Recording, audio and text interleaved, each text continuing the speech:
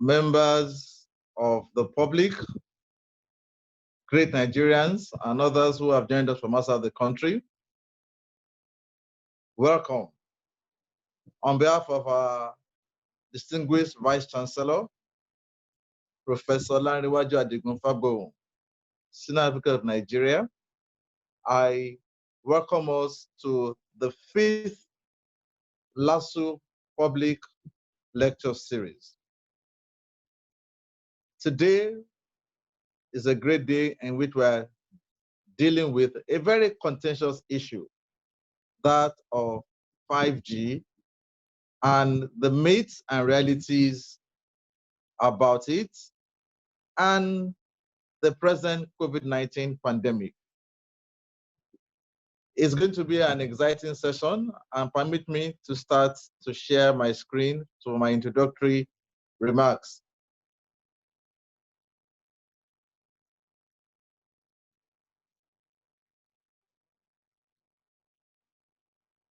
So I welcome us again, and that's our topic today, 5G communication network and COVID-19 pandemic, the myths and the realities. Today, it's my pleasure to serve as moderator. I'm Professor Odusanya. I'm Director of Research and Innovation at Adigun University. Our focus today is on 5G. Does it have any harm? Does it have any benefit? Does it have any role in COVID-19 transmission? 5G is a new paradigm to the way we communicate, with ability to involve or change our mobile phones, our smartphones, even manufacturing, learning. Despite the good benefits that may be evident, there is an increasing level of apprehension. And we have had numerous conspiracy theories all over the world, in Nigeria, even on some pay-per-view channels in the UK, and some other people have had some sanctions over it. Our objectives today are two. One, to identify 5G as the next logical step in development of GSM technology. Two, to bridge knowledge gap of the misconceptions and truth regarding network framework of fifth generation technology in the etiology of COVID-19 pandemic. We have 4 speakers this morning. Number 1 will be Professor F.A. Balogun, who is Director, Radiation Monitoring and Protection Services at our university. Professor Balogun has been a professor of physics for over 18 years. And he has worked as the pioneer director of the National Institute of Radiation Protection and Research at the University of Ibadan. He has served on several expert missions and will be speaking about the place of 5G in the electromagnetic spectrum. It's our first speaker this morning. Second speaker will be Dr. Enikuomehin, Head of Department Computer Science. We'll be speaking about understanding the technical framework of the 5G network. He is an experienced network development professional with interest in natural language processing, Internet of Things, and computer vision. He is a member of many reputable organizations and chairs the Africa cohort of the IR subgroup of the British Computer Society. He has been involved in several deployments of internet infrastructure within and outside the university. Our third speaker this morning is Mr. Shina of Badaru, who is founder of Technology Times Limited. And we'll be talking about 5G as the next step in human technological advancement. He's a renowned public speaker on media, IT, new media technology. Is a numerous award-winning journalist.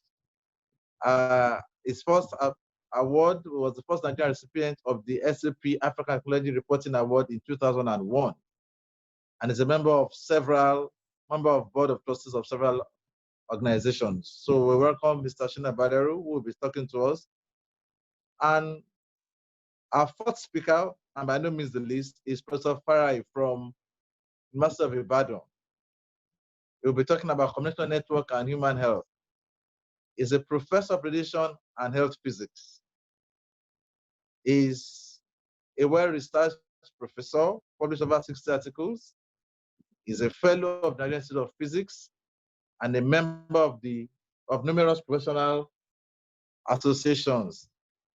He's a consultant to the federal government of Nigeria on radiation protection and nuclear safety, and also to many users of ionizing and non-ionizing radiation in Nigeria. So it's a full package we have today, and we're ready to get started. I want to remind us of the guiding rules for the meeting. All microphones of our audience will be put on mute. We also encourage us to minimize starting to greet one another. Use your chat to ask questions and please send them to the moderator. You will see Oluuyiwa Odusanya as moderator with AA before his name. Each of our speakers will have 10 minutes. As we send the questions, we will inform the speakers on your behalf, but they will all answer together, having had about 45 minutes of speaking. It's my pleasure to welcome us and ask us to have a great and stimulating session this morning. So I welcome us, and we're ready to start. Will Ms. Dr. Enikuomehin please admit Professor Balogun? He's the first speaker. If he's not in, then we'll have to start with. He's not yet in. I think he's not yet in. You might need to contact him, sir. I have contacted him. He's trying to call me.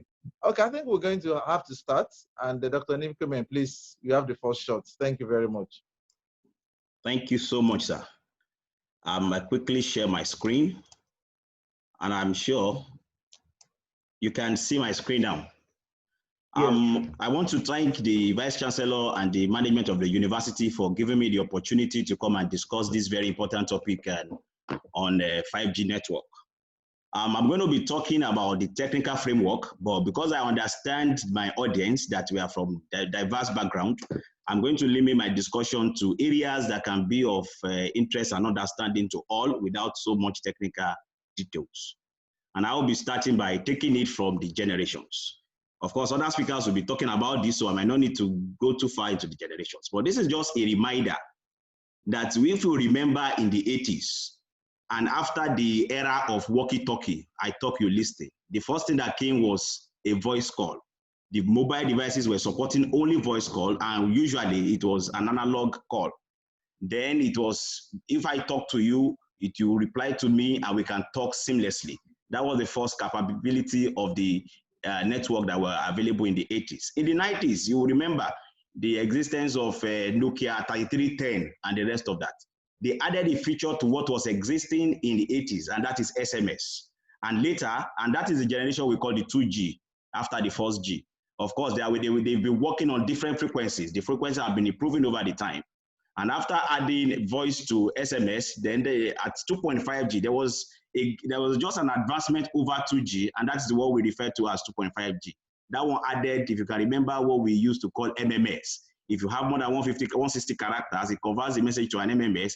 You can now, a little of images, a little of sending emojis at that time were what we were doing.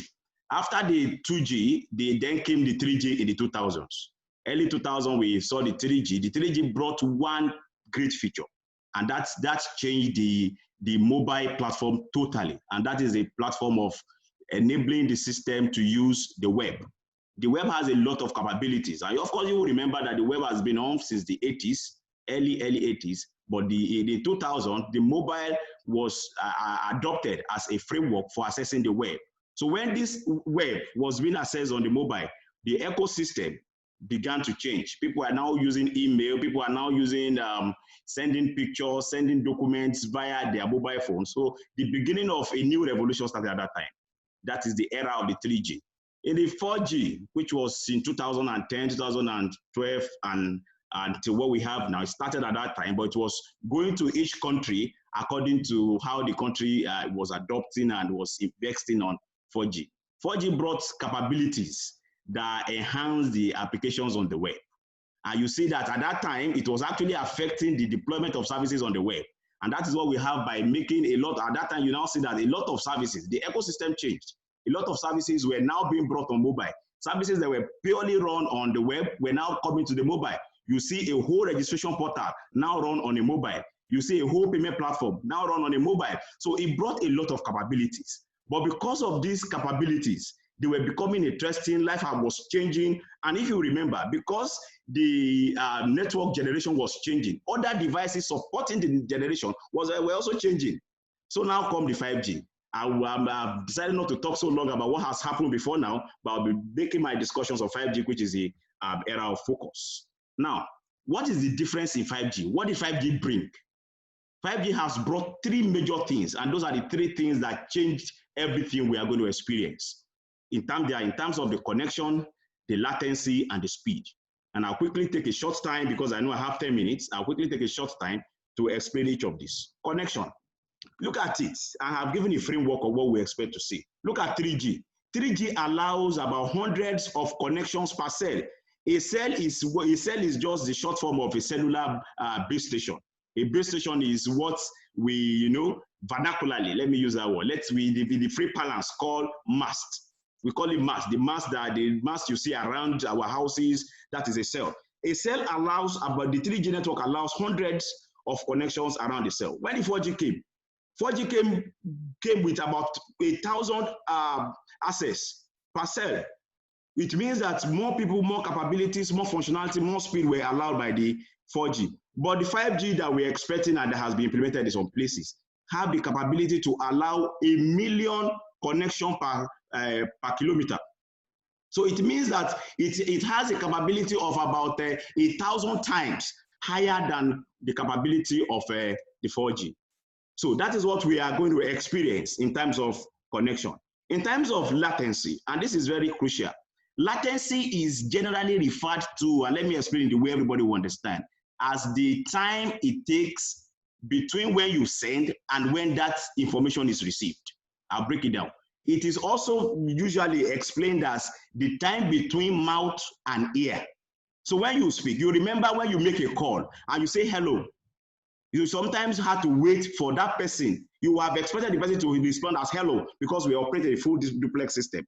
But you have to wait a little gap to say hello. That is the latency. The latency is more, if you want to actually experiment this, all of us has made a WhatsApp call at one time or the other. If you make a WhatsApp call, you will find out that most time you are on your second line, you are on your second form of line of discussion when the person is responding to the first statement. So the time between when you speak and when you hear is what we call the latency.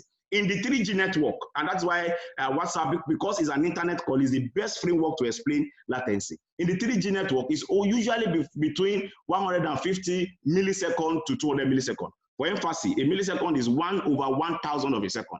And 4G, in 4G, it was reduced because the lower it is, the better your network experience, your calling experience. It was reduced to between 50 milliseconds and 100 milliseconds.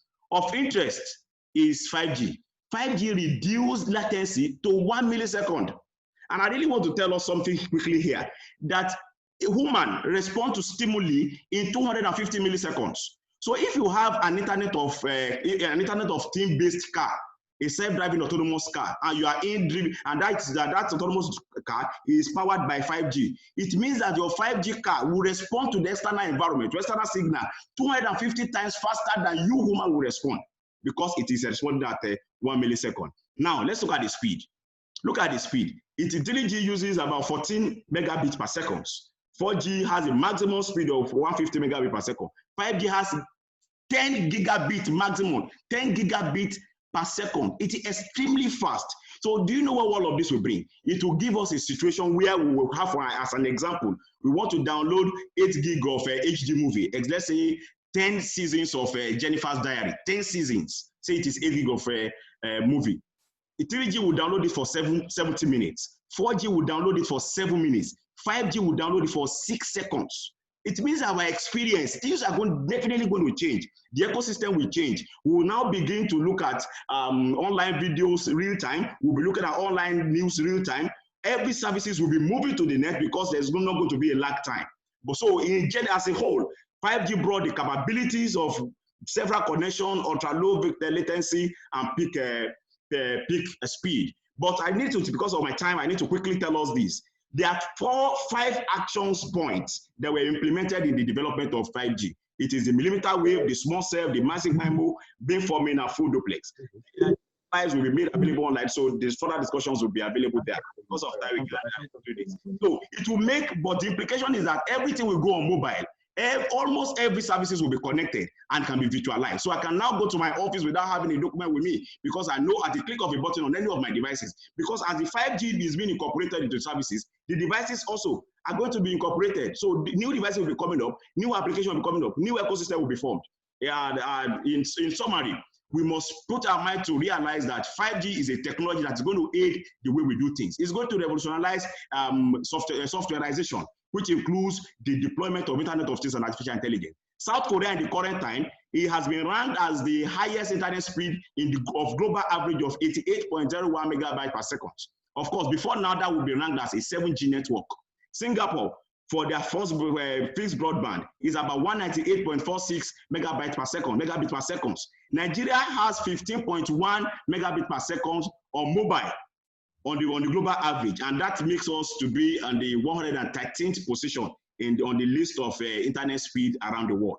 But of interest is this: NASA uses an internet speed of 91 gigabit per second, which will be assumed to be between 10 and 16G. Between 10 and 16G. So it means that it is about 13,000 times faster than our experience in the current time. Of course, for us to have more insight into this, and for those that think that 5G, where is it deployed, where do you have to do it, what is this, how do I know my speed, please go to speedtest.net/Ookla-5G.map. You will see all the 5G masts that are available all over the world. And as it is now, as at the time I'm presenting now, there is no mast of 5G installed anywhere in Nigeria because Nigeria is not covered in that map. I think I have just used my 5 minutes. Thank you, 10 minutes. Thank you very much for this opportunity. It's my pleasure to speak with you. Thank you. Great presentation. We'd like to thank Dr. Enikuomehin for that presentation. And I hope we all heard these last words there, that there is no 5G mast anywhere in Nigeria. Very important to note that observation. There's a question I had for you, sir. What are the dangers of 5G? I'm sure it's a question everybody, all of the panelists will have to deal with. Right away, we thank Dr. Enikuomehin, and would like to go on to invite Professor Balogun, who I believe has joined us now, to tell us, to present his own lecture. Professor Balogun, you have the floor, sir. Thank you very much. Thank you very much. Thank you very much, Prof.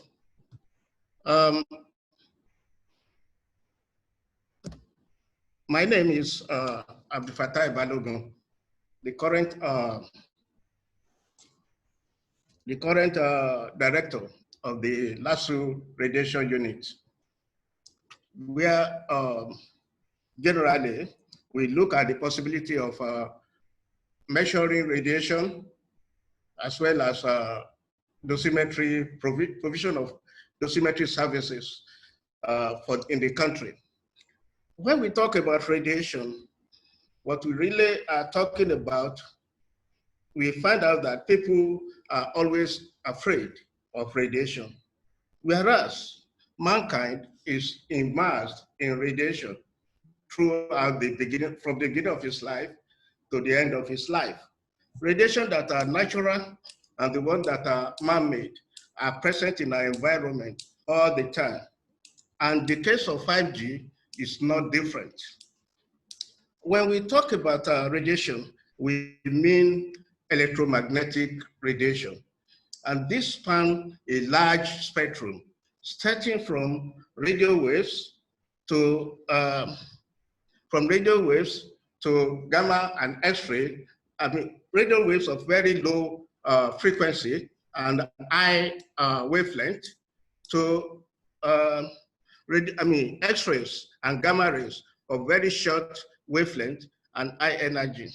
We realize that what we see from people, which is not unexpected, is a fear of radiation, which is transmitted to that of a 5G transmission, in which case you keep on hearing that 5G kills bees, 5G causes cancer, and recently we say 5G Wi-Fi network could be acting as accelerator for disease.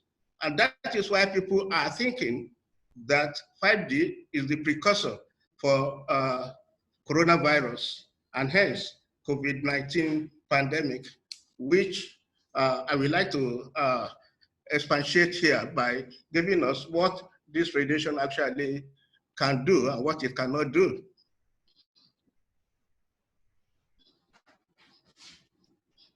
On the screen, we have the electromagnetic spectrum.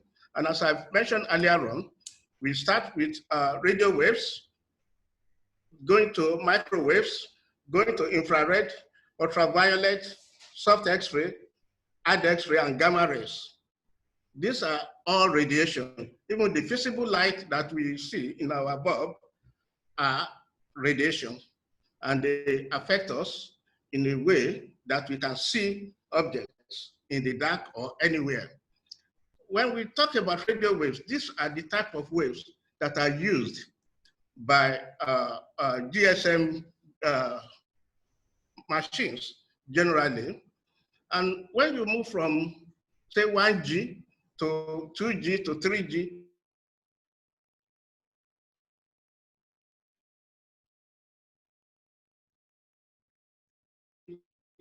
up to 5G, what you are simply doing. And the furthest that, can you hear me? Yeah, we're hearing. Please go on, sir. Okay.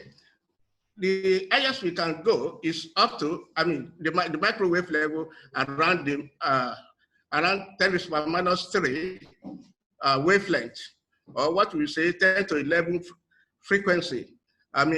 Waves per second, hertz. And the energy of that sort of system is only about 10.3 electron volts, which is 0.003 electron volts.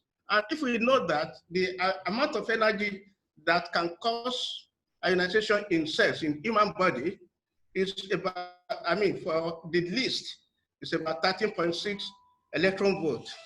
Then we can see that we don't expect any deleterious effect from 5G radiation coming from 5G transmission. Therefore, we can, looking at our slides, we see that the wavelength of radio waves range from as large as 1 kilometer to as low as 0.003, which is about less than 0.1 centimeter. And those ones have sizes that cannot affect human being in terms of going, the cell of the human being. It's not as large enough, it just passes through, just like radio waves that we watch. You want to watch television, you want to listen to radio, they all come from radio waves of different wavelengths. So as you go to the infrared, you get to a short wavelength radiation that have the size of the of the cell of the body. Then it moves to 10⁻⁶. When we get to ultraviolet, these are the ones that are used to kill bacteria. But not until you get to the case of X-rays that you start to think about ionizing radiation. These are the ones that are ionizing, that when they interact with human body, can cause some ionization, can cause some damage to the DNA of the human body and cause transmutation, etc. And when it affects water molecule, you have hydrolysis, in which radicals are produced. Then other X-rays are another thing entirely, in that they have very, very short wavelength, and they carry a lot of punch, a lot of energy in mega electron volts. You can see 10⁻⁶ electron volts here, which is in mega electron volts. And these are the ones that the institute at LASU measures and gives services on in terms of dosimetry services and monitoring of various hospitals, monitoring of various companies like the oil companies, like the beverage companies, like etc., are also monitored in that respect. So, having said that, we see that all these radiation have a number of things in common. They are measured according to their wavelengths, they are measured according to their frequency, and measured according to their velocity. The velocity of light is the same thing as the velocity of radio waves, and it's the same thing as the velocity of X-rays, and it's 300,000 kilometers per second.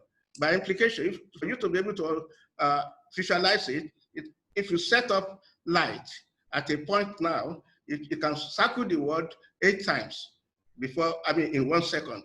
So you can see that it moves at very rapid speed.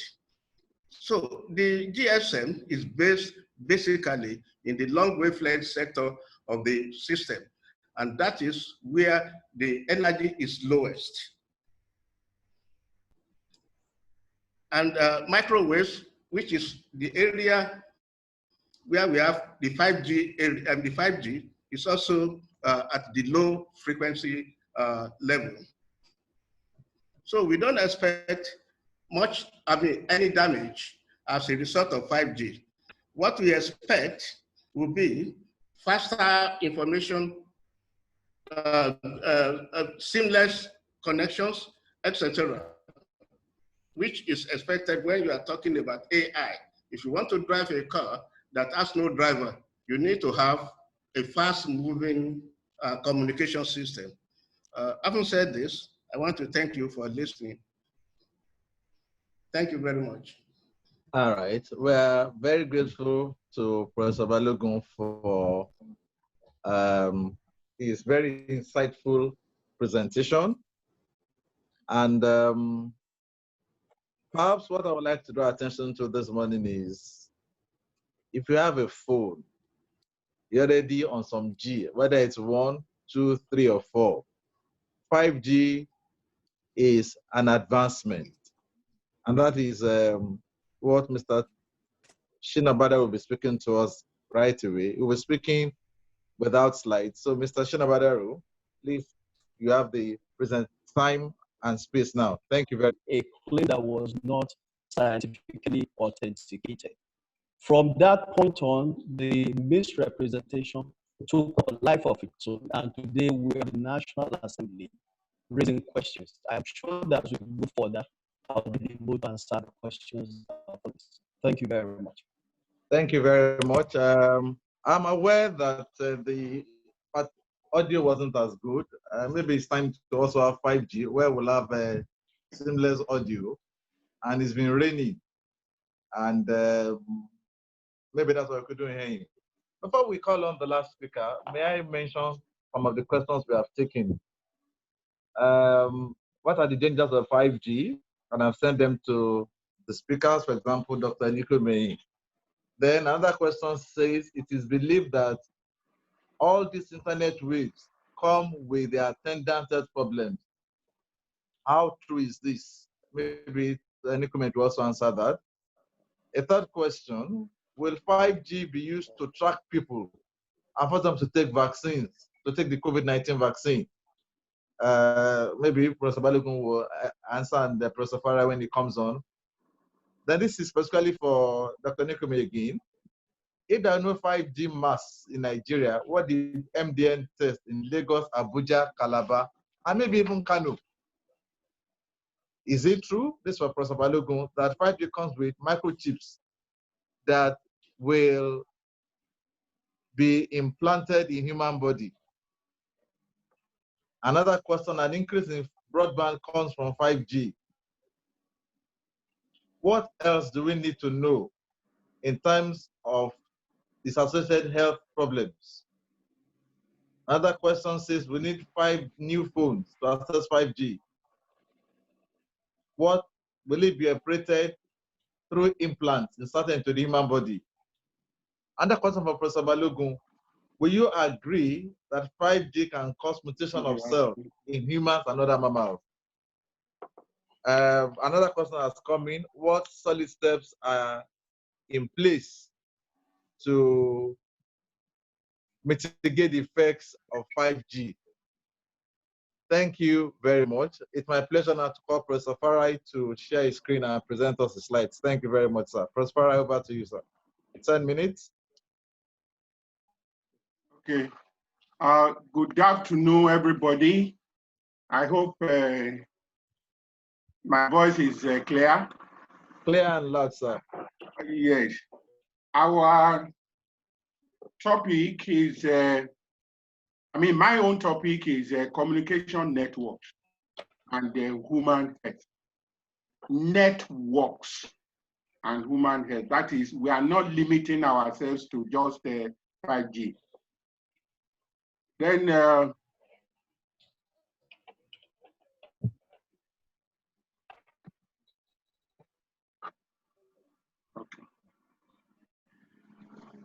Now I start with the electromagnetic radiation. All communication networks are through electromagnetic waves. And this radiation means propagation of energy from a source into space. And because the energy is in form of oscillating electromagnetic wave, what makes them different from one another is the number of times they are oscillating per second, which is called the frequency. So the frequency will determine the energy. The EM radiation of the lowest frequency is the one you get under your NEPA transmission line. It's about 50 hertz. Then the EMF radiation of the highest frequency is what you get from outer space. We call it cosmic rays. Its own frequency is in trillions of hertz. So cosmic rays are hazardous, but for the protective atmosphere. Now, the first myth, that is the common error people make, is that all radiation types are hazardous. The reality is that that is not correct. Only high energy radiations are hazardous. Professor Balogun was trying to tell us the difference. I will again repeat that. We have the high energy radiation, which can disrupt the molecular structure that make up the human cell. They are called ionizing radiation. Exposure to them can cause hazardous effects. If you take X-ray is one of such high energy radiation. If you take one test X-ray, you stand a chance of 40 in a million of having cancer from that single X-ray you take. That's why your doctor will ask you, how many times have you taken X-rays? Because the more you take, the higher your chance. So their use is controlled by international and national regulations. No communication networks operate in this high radiation extreme. The low energy, they have less energy than what can dissociate the molecular structure that make the human cells. They are called non-ionizing. When they are absorbed, of course, they are energy. So when they are absorbed, the heat, they dissipate their energy in form of heat. And the heat does not go beyond the skin and the tissue directly under the skin, nothing more. The rate of heat dissipation depends on the intensity. That's how much power the radiation carries. All communication networks, including the 5G we're talking about now, operate in this band. So for the purpose of illustration, in the high extreme, we have the cosmic rays. In the lowest extreme, we have the radio waves. The microwave and radio waves are the regions where we have communication networks. Look at it. The visible light from the sun is of higher energy. The infrared with which you operate your remote control at home is of higher energy. The ultraviolet light from the sun has a higher energy. So all of these things are in the higher regions. Then the microwaves and the radio waves are in the lower end. Professor Balogun hinted us about that during his lecture. Uses of radio frequency in communication. There are so many devices working within this radio band to the extent that we have them overlapping. When you are in an aircraft, you are asked to switch off your phone so that your frequency will not jam the frequency of the aviation signals for safety. The frequency allocation has to be supervised, and NCC, Nigeria Communication Commission, is in charge of giving what frequency to who.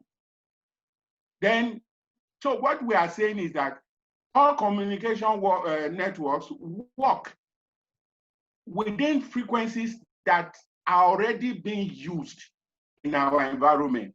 Radio, TV, remote controls, security laws. You turn your key to your car and you open it some 200-300 meters away. Some radiation is going from your remote control and that. And let me tell you, the frequency of G we're talking about now. This is the whole history of generations.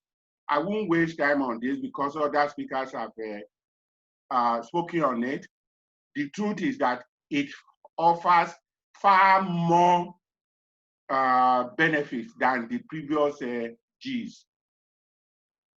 5G technology operates in 2 frequency bands.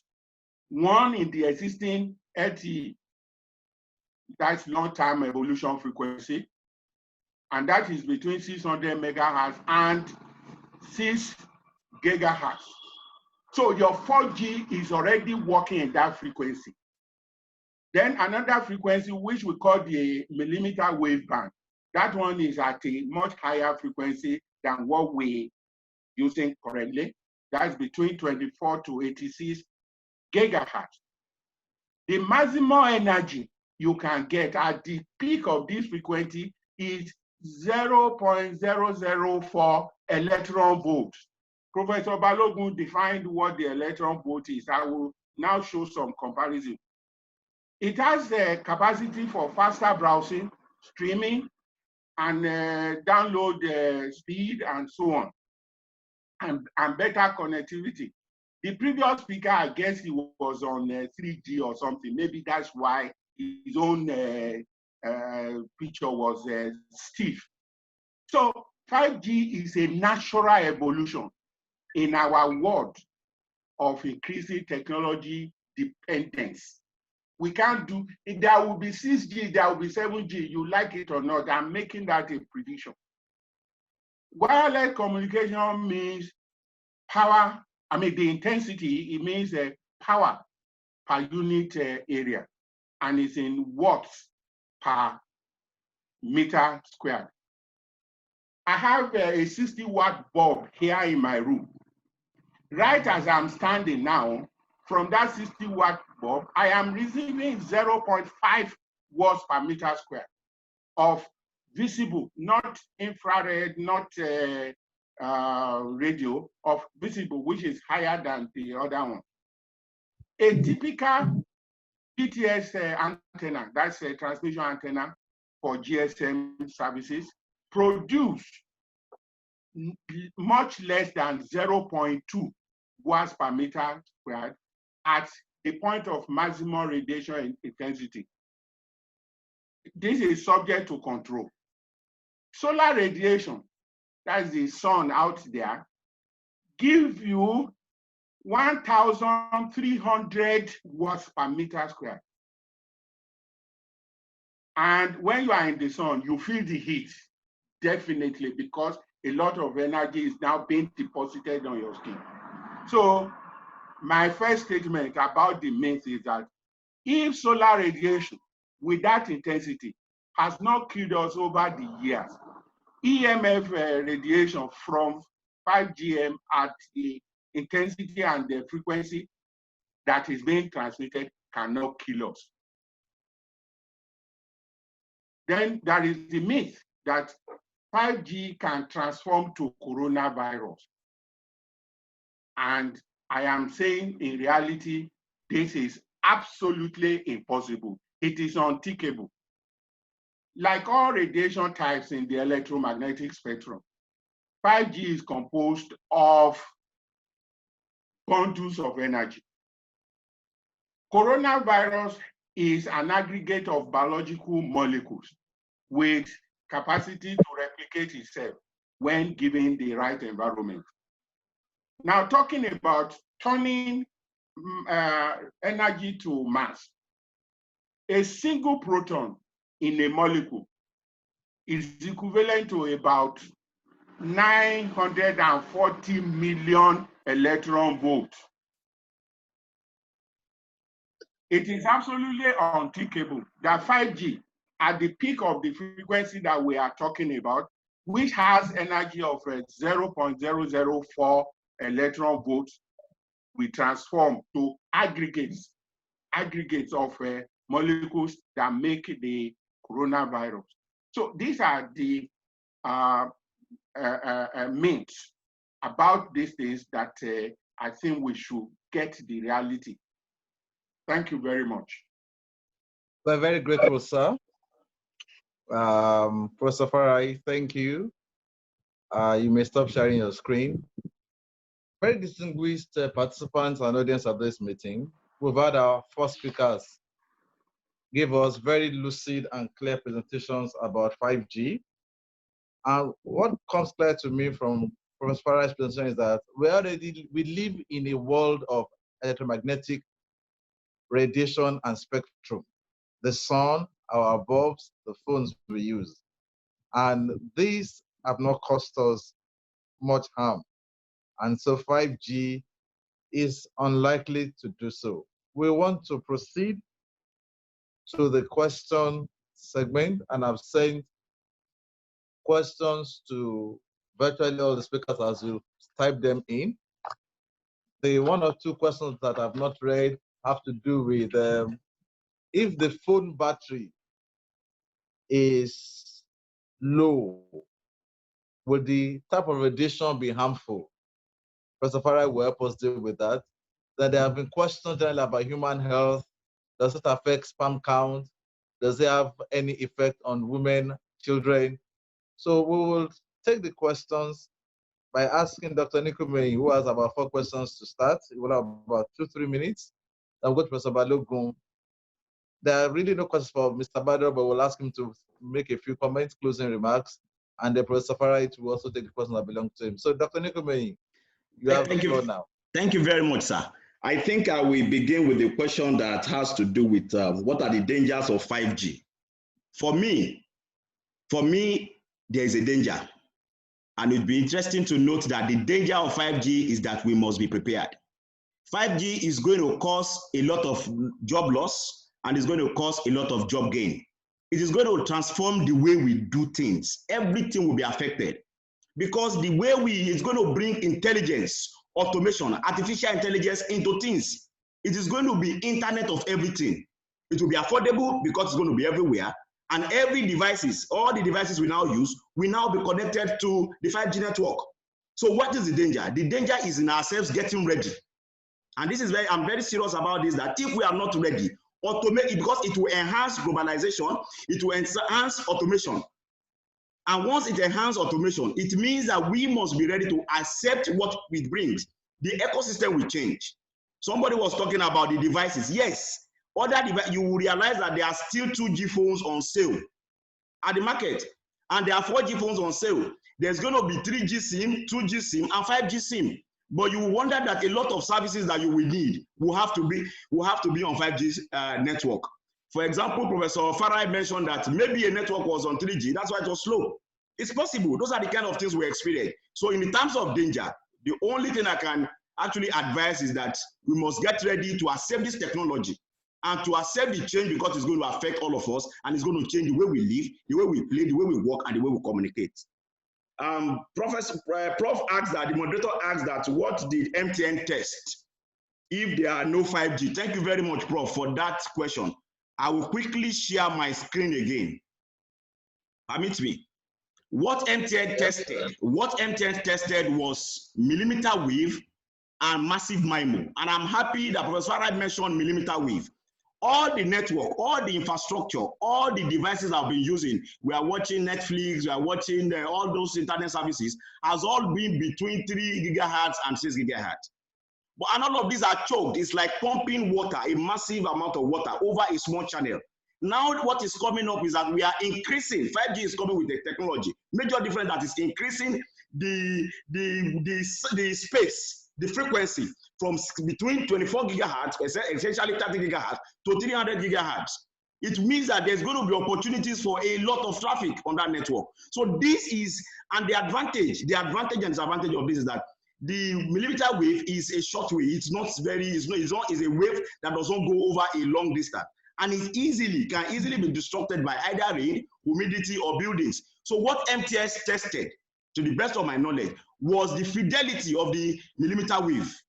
But how do they come to implement the millimeter wave? Because the 5G network will be based on 2 of these 5 concepts, millimeter wave and massive MIMO. The millimeter wave was implemented using small cells. So when 5G is deployed, we are going to see a lot of small cells that we call like masts, littered around the street, around the area. And that is because the small cells will help the millimeter wave to be transformed from one point, from the sender to the receiver. The massive MIMO is about the number of ports. For example, there are, in the current time, the 4G uses 24 ports per cell, that is per a network broadcast station.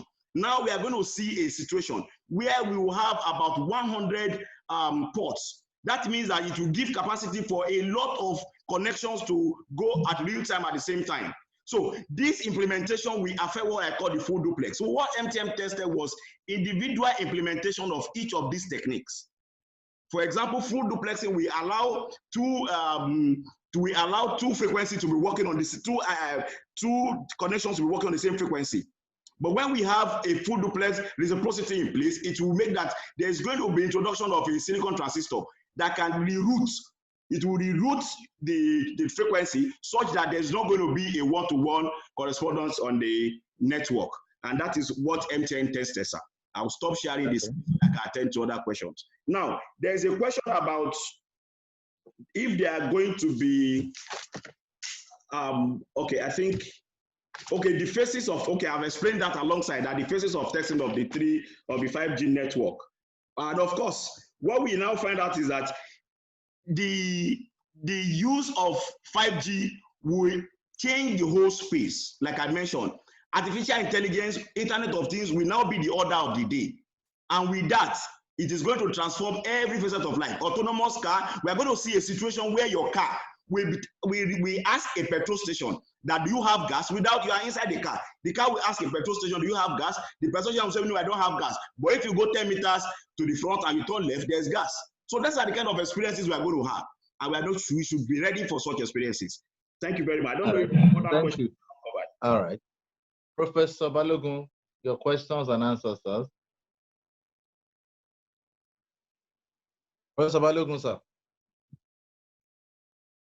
All right. Professor Farai, can we take you? Or has the 3G locked them out? No. I'm unmuting them. I think they got to please unmute Professor Balogun. Yes. And then Hello? Farai as well. Yes, Professor Balogun, please speak. Yeah. I believe the first question has to do with 5G microchips being in human body. Yes, sir. Am I right? Yes. Like Professor Dr. Enikuomehin have just said, AI is going to be the order of the day when 5G become operative totally.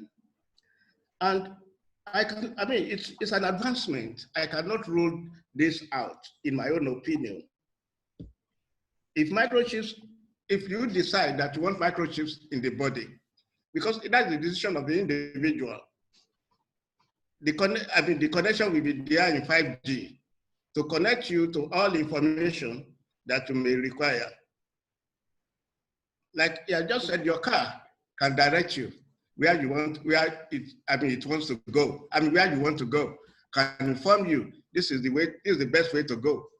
So you need to have either have your handset, or if the advancement come to a point of where you have chips on your palm, I can't say anything against that, as far as I'm concerned.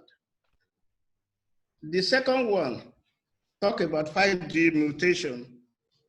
If you look at my former presentation and that of Professor Farai, the energy required in that we have in 5G is just not enough to assess the DNA in human body, not to talk about this, mutation, initiating mutation. We don't expect mutation due to radio frequency waves. Even at the microwave level, you still cannot do what, you still cannot do, allow mutation to occur in human body. So I would say 5G is not in that, group of radiation that can cause in the kilo electron volts, mega electron volts, to giga electron volt level. That's when you start talking about DNA being destroyed and rejoining of the DNA repair, having, wrongly repairing the DNA, causing problem with with mutation, with information generated in the DNA. If that did not happen, then there could be no mutation as far as 5G is concerned, no matter how intense the signal is. What is important is the energy carried by each of the photon that moves from the signal, the source of the signal. Thank you. Thank you very much. Those are the two, all right, that I have here. All right. Mr. Shina, Badaru, any comments you want to make on all the things that have been asked now?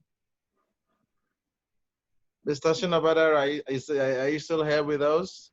Or is internet has logged out? I think he's out, but I'm trying to get across to him. Okay, I will. Professor Farai, sir, your turn, sir. Yeah, thank you. The first question is, if the phone battery is low, would that affect the frequency coming from the phone? And the ham. Oh, the harm on woman, yes. My phone battery is low. Will the technology, will the radiation become more harmful? No.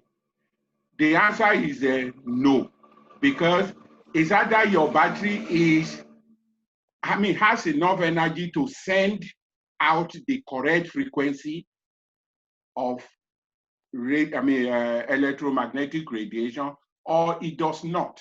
If it has, it sends out the same frequency all the time. Either it's full or it's empty or it's about empty, it will send the same frequency out, because that's the defined frequency where it is supposed to operate. Then the harm on a human being is also not enhanced because of low battery or this.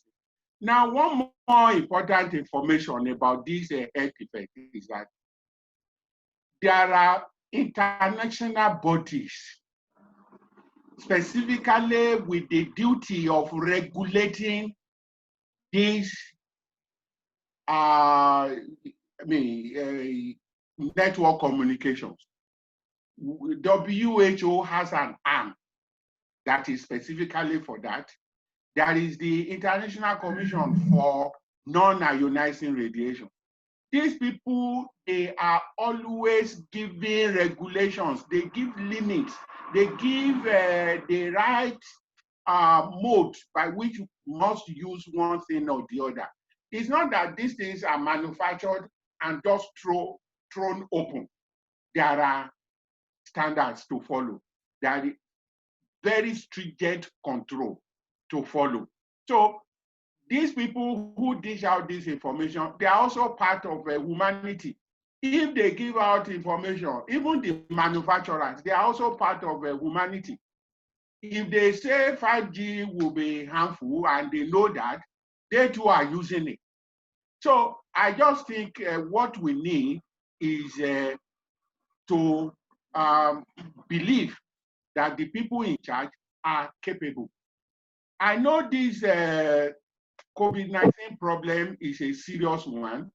People are bound to think all sorts of, to give all sorts of opinions. So, but at the same time, we must match our opinion with what is known. So what is known is that this radiation at the level it is operating now cannot harm human beings, battery low or battery full. Thank you.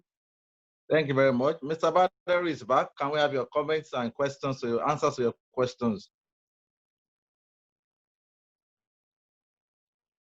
Mr. Shina Badaru, can we have you give us your answers? And Tony, have you unmuted him now? Yes, he's on. Okay, we're listening to him. Is it this 3G or 2G matter now? All right. Mr. Badaru, can we have you?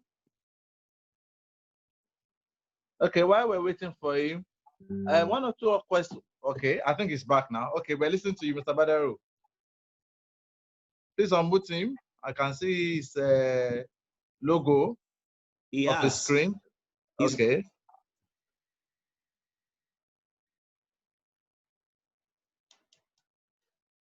Can he speak now? He can. I'm trying to also reach him to please speak so that we can deal with it.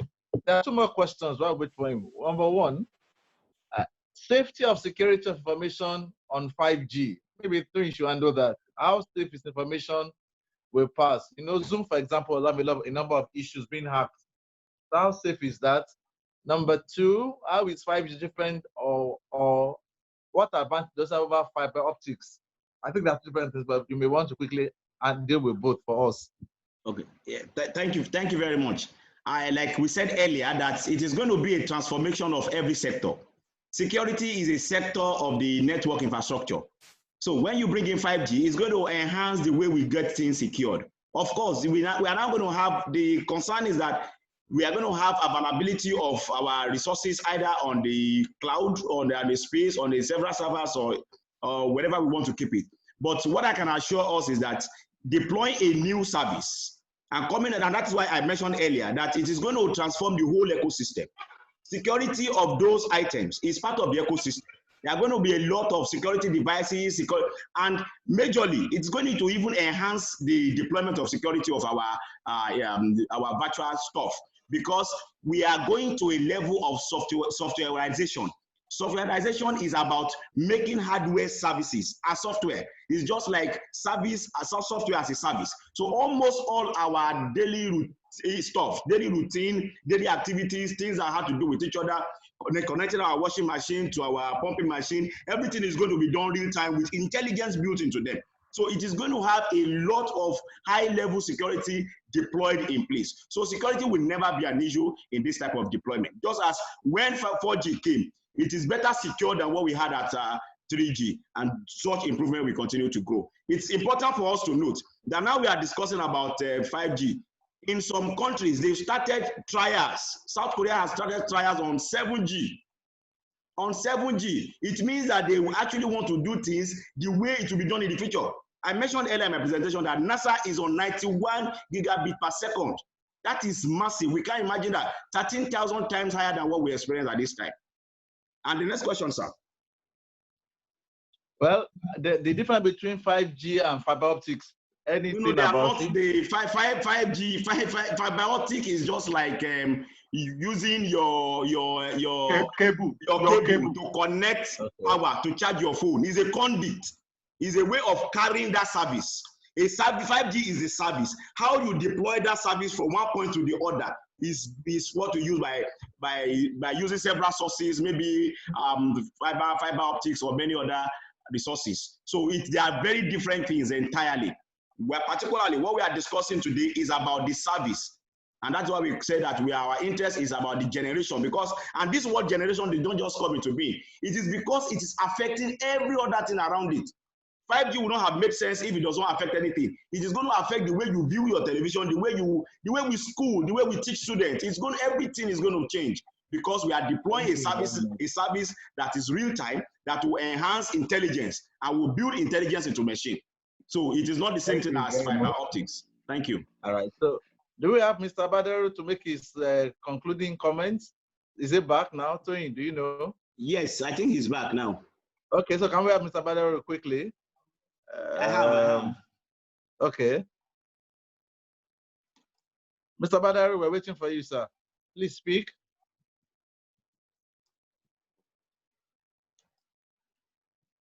He should unmute himself. I have enabled him. He should unmute himself, if you can hear me. Please unmute yourself. Unmute him. Please unmute him. I have. I think when the network is low, even if I unmute him, he will not get the prompt. Okay. I'm trying to get him to unmute himself as well. Mr. Badaru, any luck?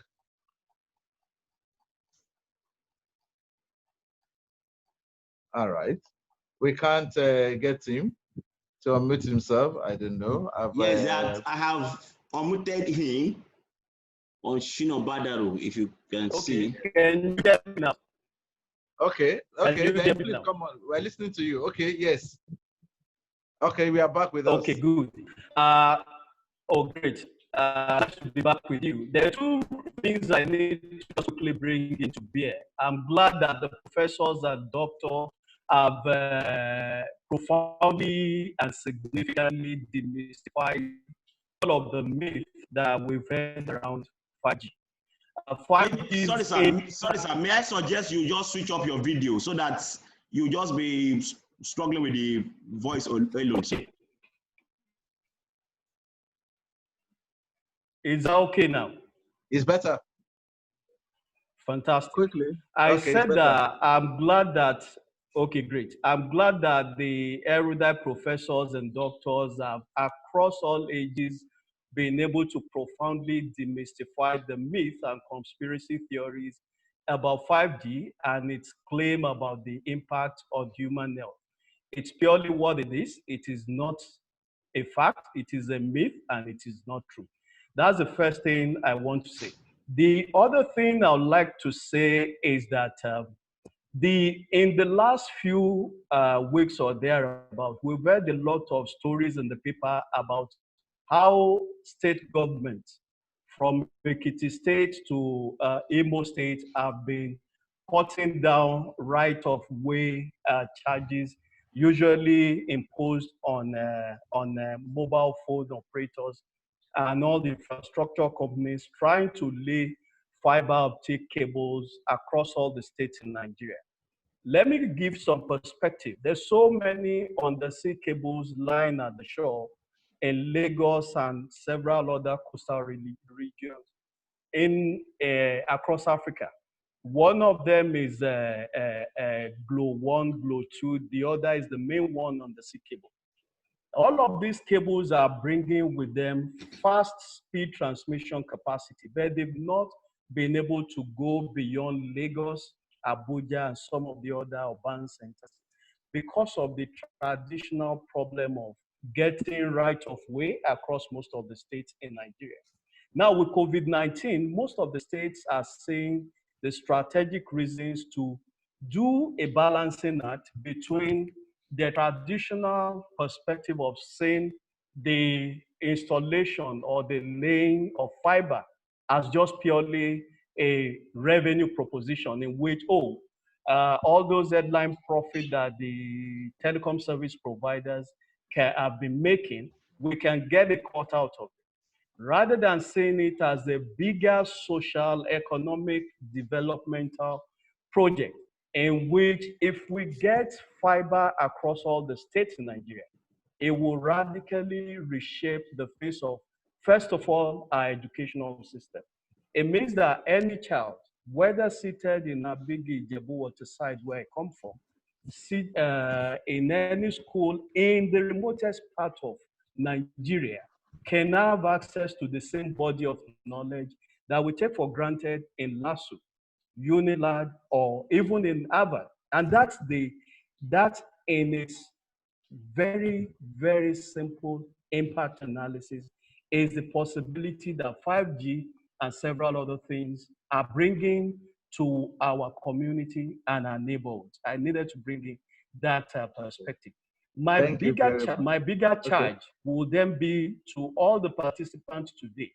Please go back to your various states and ask your governor. For instance, the governor of Kaduna State has even gone one step ahead to say that it's now going to do a zero charge for right of way for telecoms company and infrastructure companies to come and lay fiber in their state. Now, why is that changing in the last 2-3 months? The reason is that COVID-19, despite the fact that the pandemic is a very horrible thing that's happened to the human race, including all of us in Nigeria, it has also enabled us to sit back and refocus a few of those existing technology or alternatives that we now have. One of them today is Zoom that we're all using today and taking for granted. Zoom and several other video conferencing and meeting applications have been there for decades. But because we're traditionally a conservative set of people, we had adopted a particular kind of normal and we didn't see the need to migrate until COVID stuck all of us at home. And now we're Zooming. So everybody return home and ask your governors that what have you done for us lately in terms of bringing fiber to our neighborhood. My final intervention would also be that, yes, that's why I'm coming to my final intervention. Nigeria is Africa's poster boy of the best thing that could have happened to the mobile economy.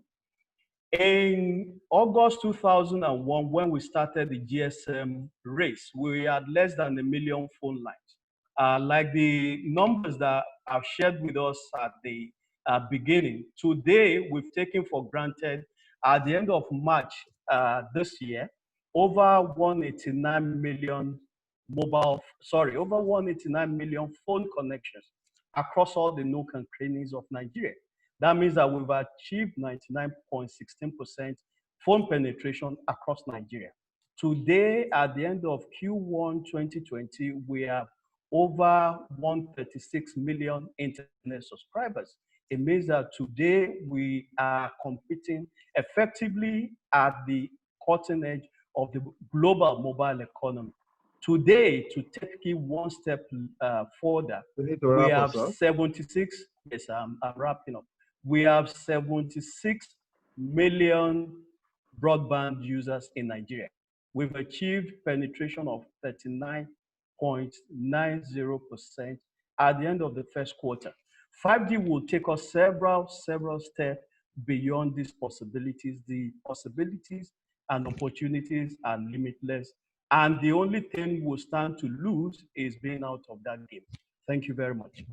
Okay, thank you very much. I'd like to thank our speakers this morning and the entire audience for staying with us. We are about finishing. I'd like to thank Professor F. Balogun. Thank you very much, sir. I'd like to thank Mr. Shina Badaru.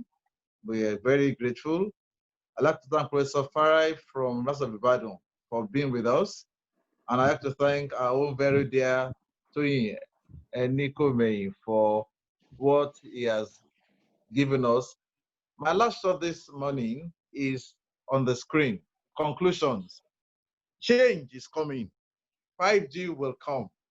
So be prepared and be ready. It will affect everything we're doing. Lectures, video. It will take education to the remotest parts of the world. So we need to be prepared as individuals and as an institution. 2, there is no relationship between 5G and COVID-19. Safety of telecommunication wave. NCC, Nigeria Communication, is the regulator. WHO is there. There are other national agencies. And like Prof. Farai said, anybody who makes a phone will use it, or their neighbors or their family or people they know. So no one is doing anything to harm anybody. We live in a world of microwaves, whether it's from the sun or remote control or TV control. And if they have not harmed us, then there's no need to be afraid of 5G. 5G is not harmful to humans, no evidence so far. And my last shot is indeed, we should be afraid of fake news rather than 5G. On that note, I'd like